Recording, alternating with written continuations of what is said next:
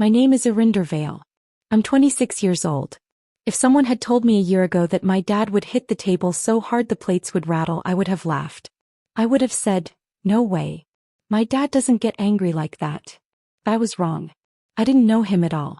It happened on a Thursday evening. You know, the kind of evening where everything feels tense even before anyone says a word. The air itself seems heavy, like something bad is about to happen. I was standing near the end of the dining table just waiting for dinner when my dad leaned forward. His eyes were burning. Looked like I had personally ruined his entire world. And then he said something I will never forget. "You act like this family owes you something, but you've never earned your place here." The words hit me like a wall. The room went completely silent. I didn't even breathe for a moment. I couldn't think. I just froze. Then, without any pause, my dad pushed back his chair and pointed toward the door. "If you want to be so independent, then get out." It wasn't a question. It wasn't even a suggestion. It was a command. Like I didn't matter at all. I remember the sound my keys made when I picked them up. The anger buzzing under my skin. The disbelief weighing heavy in my chest. I didn't shout. I didn't cry. I just looked at the man who had raised me and realized something terrifying. He really believed every word he said. So I walked out. At that moment, neither of us knew the truth. The house he was defending, the one he said I hadn't earned a place in, was already in big trouble with money. And I was the only reason it hadn't fallen apart yet. I didn't say a word about that as I closed the door behind me. Not yet. After I walked out, it wasn't quiet. But instead of panic or fear, I felt something strange. I felt calm inside. It wasn't the peaceful kind of calm. It was a calm that comes from understanding something clearly. I finally saw things in my life for what they really were. That calm didn't just appear suddenly. It had been forming for years, shaped by moments I hadn't understood until much later. And to explain how everything went wrong, I have to start way back before I even became an adult. When I was a child, I learned something early. Life isn't always fair. Families aren't always fair. Fairness is not a rule. It's more like a special prize, given to the person your parents like the most. That person was never me. Being the youngest child didn't mean I was treated gently or protected. It meant I had to be quiet. I had to handle problems on my own. I had to follow the rules and not complain. I wasn't supposed to question the decisions made around me. Meanwhile, my older brother moved through life like he never had to worry about anything. He didn't earn that. It was given to him. Every time he needed help, it was there. Every time he made a mistake, someone fixed it for him. Every problem he faced was smoothed out before it even reached him. I didn't resent him back then. I thought that's how families worked. Some people were at the center and others, like me, orbited around them. I became very good at orbiting. I followed the rules. I stayed out of trouble. I kept good grades. I never asked for more than I was given. My parents liked that. It let them focus on my brother without feeling guilty about me. I didn't realize it at the time, but the pattern became very clear as we got older. The older we got, the bigger the gap between my brother and me. My brother tried different jobs and left them without worry. He drifted from one thing to another, and my parents always reassured him that everything would be fine. That reassurance never came to me. For me, the expectation was stability. I had to be careful, responsible, and reliable. The pressure to maintain that only grew as I got older. Whenever I achieved something, it wasn't celebrated. It was treated as the minimum expected. When my brother stumbled, it became a learning experience. That difference shaped how we both understood responsibility. By the time I left for college, I was already carrying more than my fair share. I didn't go far for college, but being away made life feel different. For the first time, I could breathe. Could think. I could imagine a life without being constantly compared to my brother. I worked part-time. I earned scholarships. I learned to manage my own life. Being independent wasn't a choice for me. It was survival. But every step forward also showed me how my family had overlooked me for so long. After graduation, when I started working, calls from home changed. They weren't just, "How are you?" calls anymore. They became little tests. Questions about my job. Questions about my salary. Questions about my future. The first request for help seemed small. A bill had been missed. Could I cover it just this once? I said yes. Supporting the people who raised me felt natural at the time.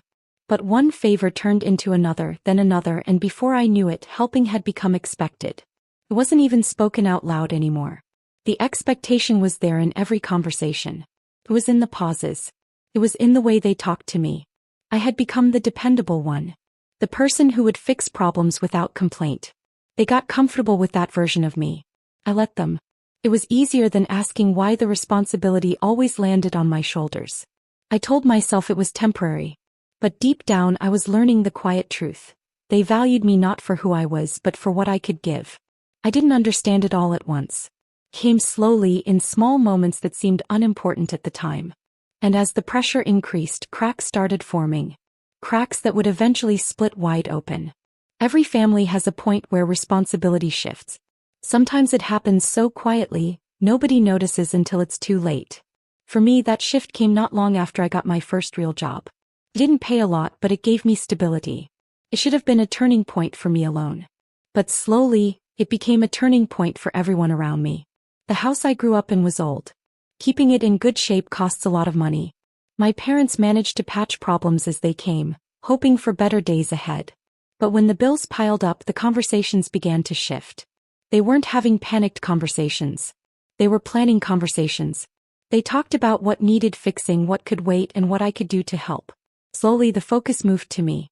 The mortgage on the house was their biggest worry. Their combined income wasn't enough. My brother couldn't help because of his own financial history. That left one choice: me. At first, the request wasn't even spoken out loud. When it finally came, it was framed as a simple favor. Just sign some papers. It would be temporary. Nothing permanent. I understood what they wanted before they even said it. And I signed. I stepped into the role expected of me without hesitation. I told myself helping with the house was reasonable. But I didn't realize how much that signature changed everything. I had connected myself to a responsibility that wasn't mine. To decisions I didn't get to make. To problems I hadn't caused. My parents thanked me, but it didn't change the truth. I had become the solution to a problem that existed long before I was an adult. Around the same time, something else happened. Something I hadn't known existed. My grandmother had left a small inheritance. Not a huge amount, but enough to feel safe during uncertain times. I found out about it by accident, through papers I wasn't supposed to see. My share had already been used for a house renovation that needed attention. It wasn't an accident. It wasn't meant to hurt me. But it was done with the assumption that I wouldn't question it. That realization hit me harder than I expected. It wasn't just about the money. It was about the assumption that my contributions, financial or otherwise, were things my family could rely on without asking. The pattern from my childhood had quietly moved into my adult life. And by the time I understood the full scope of it, decisions affecting my future had already been made without me. Understanding that didn't make me angry right away. It made me quiet and aware. I realized that I had become embedded in a system built on expectations I had never agreed to. I had become part of a machine that ran on the idea that I would always fix things, always take care of everyone else, and never complain. I started to see all the moments that had led to this. I remembered the times I had worked extra hours to help pay bills. The times I had let others get away with mistakes without saying anything. The times I had tried to speak up, but my voice didn't matter. All of it had built this pattern. The calm I felt after walking out that night wasn't just relief. It was clear. I finally understood the truth. My family hadn't treated me unfairly by accident. They had expected me to carry more than my share for years. And I had done it. I had always thought that helping your family was the same as loving them. I thought that love meant you always said yes. You always gave a hand and you always did what people expected of you. I thought love meant carrying heavy things for others even if it made you tired. I thought love meant always putting your family first even if it meant putting yourself second. But I was starting to see that this wasn't love. It was something else. It was a kind of duty that had been placed on me for years. Something that everyone acted like was normal, like it was just how families worked. At first I didn't notice it. I thought it was love. I thought it was my job. I thought it was okay. But slowly, bit by bit, I started to notice that something didn't feel right. It started as a small feeling inside me. A little tightening in my chest. Not fear, not panic. Just awareness. Like when you are looking for something and you realize it's missing but you're not sure what. Every week the feeling grew a little stronger. It made me pay more attention. And one day, it led me to a moment that would change everything. A moment I wasn't ready for, even though I had been carrying more than my share for many years. This moment I didn't shout. It didn't announce itself with loud voices or drama. It came quietly, softly, almost like a whisper. Came in the form of a letter. I didn't expect this letter. I didn't ask for it. I didn't know it existed. But my name was on it and my address was on it. I picked it up thinking maybe it was a mistake. Maybe it wasn't meant for me. But something about the letter made me pause. I looked at it carefully. The envelope seemed ordinary. My name was printed clearly on the front. My address was spelled correctly. Nothing seemed unusual at first glance. But when I opened it and read the papers inside, I realized something strange was happening. The papers had numbers for an account I had never opened. There were charges that didn't belong to me. There were terms and words I knew only because I worked with papers and documents every day. At first, I didn't understand. I reread the lines again and again. Maybe it was a mistake. Maybe someone had typed the wrong name. Maybe it was a mix-up. But the more I looked, the more I understood the truth. Someone had used my name and my information to open a credit account. And the people who could do this were the ones I had trusted the most. The people I called family.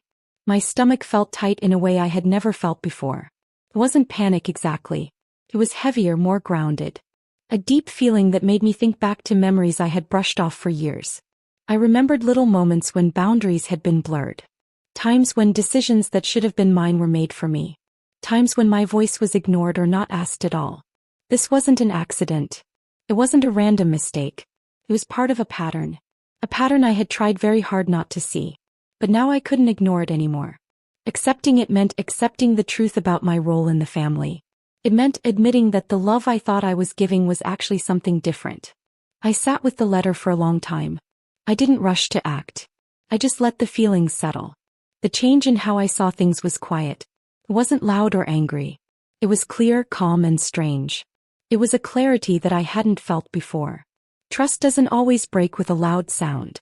Sometimes it cracks quietly, slowly, in a single moment when the truth is too big to ignore.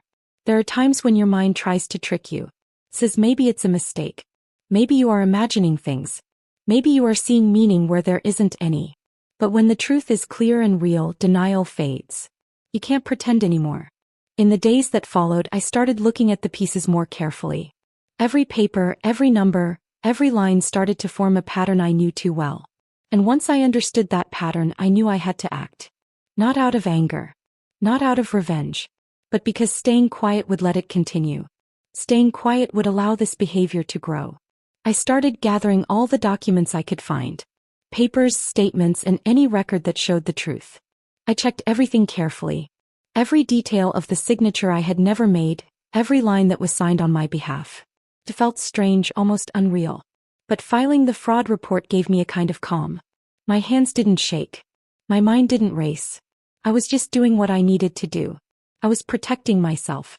Step by step, I verified the mistake, confirmed the misuse, and submitted the report.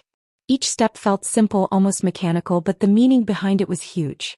I started seeing that the mortgage I had helped with wasn't as safe as I had believed. I had assumed everything was okay. I had assumed that my help had fixed the problems. But the papers told another story. Payments were stretched thin. Balances didn't match. Choices were being made without thinking about the long-term consequences. My name had been used as a safety net, and I hadn't noticed how much pressure it was creating. I realized that the weight I had been carrying wasn't just physical. It was emotional, mental, and legal. It was everything tied together.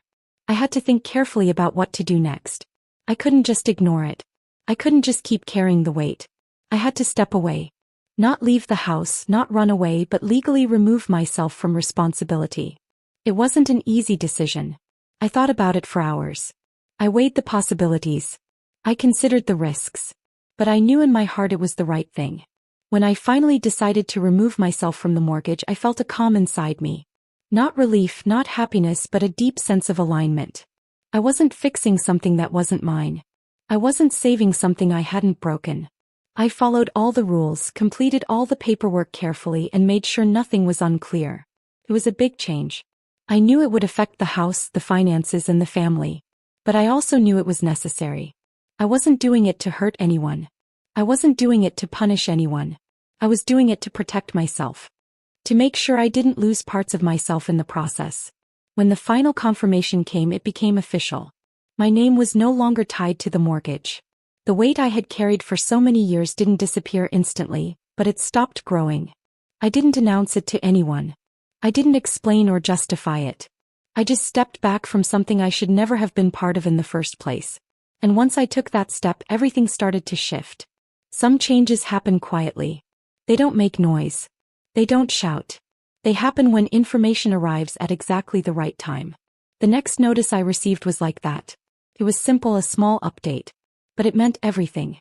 The mortgage I had been tied to was no longer supported by my name. Without my help, the structure holding it together was now exposed. There was no happiness in that knowledge. There was no joy. Only understanding. Understanding that reality was finally matching the truth. For years, the house had been held up by habit and hope. My involvement had only temporarily strengthened it. Removing my name didn't break anything. It only showed what had already been weak, what had been cracking quietly behind the scenes. It was strange to realize that all those years I had been used. Not in a cruel, shouting way, but quietly, slowly, without me noticing. My trust had been taken for granted. My kindness had been assumed. My help had been expected. And now, finally, I could see it. And finally, I could do something about it. It wasn't easy. It never is to see that people you love are not always doing the right thing. It hurts. It makes your heart feel heavy. But it is also freeing. Because once you see the truth, you can stop being part of something that isn't fair. You can stop carrying a weight that doesn't belong to you. And sometimes, that quiet step back, that careful removal of yourself from responsibility, is the most important step you can take for yourself. I learned something important from all this. Love doesn't mean giving everything until there is nothing left for you. Love doesn't mean ignoring your own needs or your own safety. True love can exist, but it doesn't let people use you. True love doesn't demand that you carry more than your share. And sometimes, protecting yourself is the kindest thing you can do, not just for yourself but for everyone around you. Even after all this, I still cared about my family. I still wanted them to be safe and happy. But I understood that my care didn't mean my name, my money, my responsibility had to be used without my permission. I learned that I could still love them but also set boundaries. I could still be part of their lives but not carry their weight. I could still help when I chose to help, but I didn't have to help when it hurt me. And slowly, quietly, everything began to feel lighter. Not because the house changed. Not because the mortgage disappeared. But because I had stopped holding everything together on my own. I had stopped letting others take advantage of my trust and my help. And in that quiet, calm understanding, I finally felt a small sense of freedom. It wasn't dramatic. There were no fireworks, no loud celebrations. It was just quiet. A quiet peace. A quiet knowing that I had done the right thing. A quiet strength that I could carry into the future. And for the first time in a long time, I felt that maybe, just maybe, I could take care of myself while still caring about others. The letter that started all this trouble had seemed small and ordinary. But it had changed everything. It had shown me a truth I had been avoiding. It showed me that trust, once broken, doesn't always make noise. It can crack quietly in a moment when you realize you can't ignore the truth anymore. And once you see it, you can't unsee it. But seeing it isn't the end. Acting on it isn't easy. But it is necessary. And in acting, I found a strange calm, a steady peace, and a clear understanding of who I am and what I can carry. And for the first time in years, I felt aligned with the truth. That morning, I went about my usual routine, but something felt different. I moved slowly, carefully, and calmly, like I was floating in a quiet river. I didn't feel excited or happy. I didn't feel proud or victorious. I didn't even feel sad. I just felt calm, like I finally understood something I had never realized before. It was the feeling that things were happening exactly as they were supposed to. It wasn't about being mean or cruel. It wasn't about getting back at anyone. It was just the natural result of choices and actions that had been made long ago, now reaching their end. I wasn't in charge of what was happening. My part had already been done a long time ago. What happened next didn't belong to me anymore, and that felt strangely freeing. The first sign that my family knew what was happening came a few hours later. It wasn't someone shouting or demanding answers. It was a phone call from my mom. For a moment I thought about ignoring it. Not because I was angry, but because I wanted to keep the quiet peace I had finally created for myself. I wanted to stay in that calm river without stirring it. But curiosity got the better of me. The phone kept ringing, almost shaking with urgency. I could feel the worry even before I answered. When I finally picked up, I didn't hear questions or explanations. I heard panic. My mom's voice was shaking. It was raw and immediate, like she didn't know what to do or how to handle it. I didn't need her to explain everything to understand. The decline had reached them before they were ready. The safety they thought they had, the feeling that everything would always be okay, was gone. My mom wasn't calling to get clarity. She was calling because the ground under her life had shifted in a way she never imagined possible. Listening to her voice made a wave of feelings go through me. There was discomfort, guilt, and a kind of sadness. Not sadness for the house, but for the family I had always hoped we could be. The family I had dreamed of but never really had. Her panic didn't surprise me. What surprised me was that she didn't blame me. I could feel the unspoken blame, heavy and quiet, in the spaces between her words. She was searching for answers where there weren't any answers she wanted to hear. I spoke carefully. I didn't want to be cruel, but I wanted to be honest. I didn't explain what I had done or try to justify it. I didn't comfort her or apologize. I simply acknowledged what had happened without taking the blame. That wasn't my job anymore. That responsibility no longer belonged to me. Ending the call left a strange quiet in the room.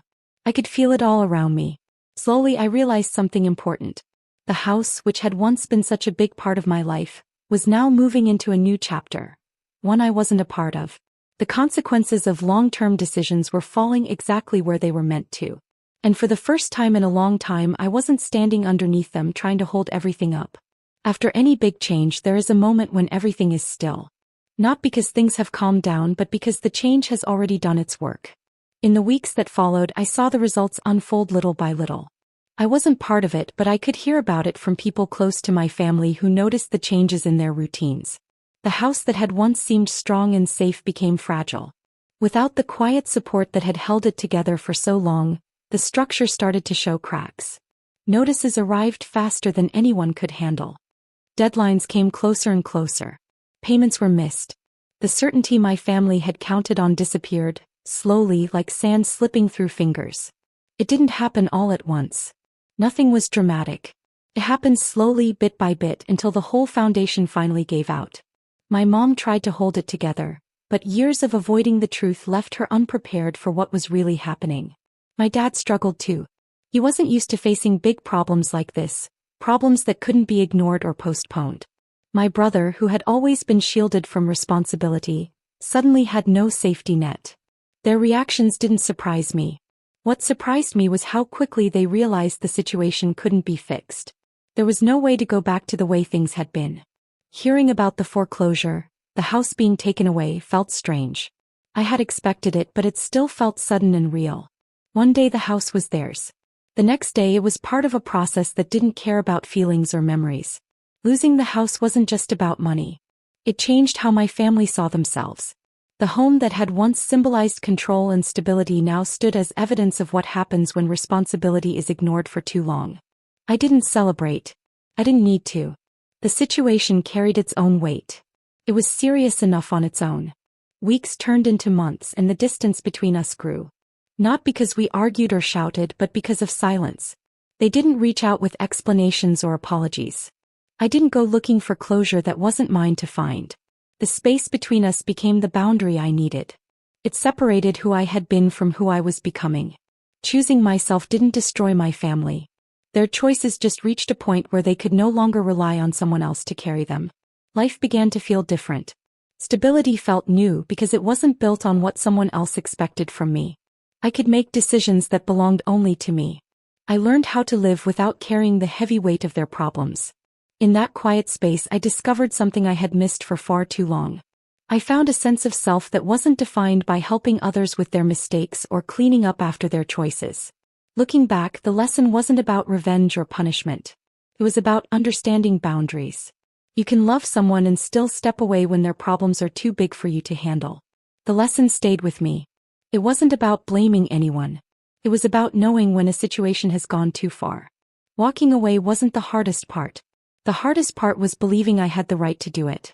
Once I understood that, everything else became clear. I could see the situation for what it was.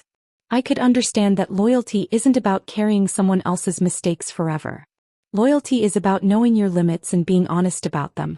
Once I accepted that, everything became unmistakable. The calm I had felt that morning wasn't just a feeling. It was understanding. It was freedom. It was knowing that I could live my life without being trapped under the weight of choices that weren't mine.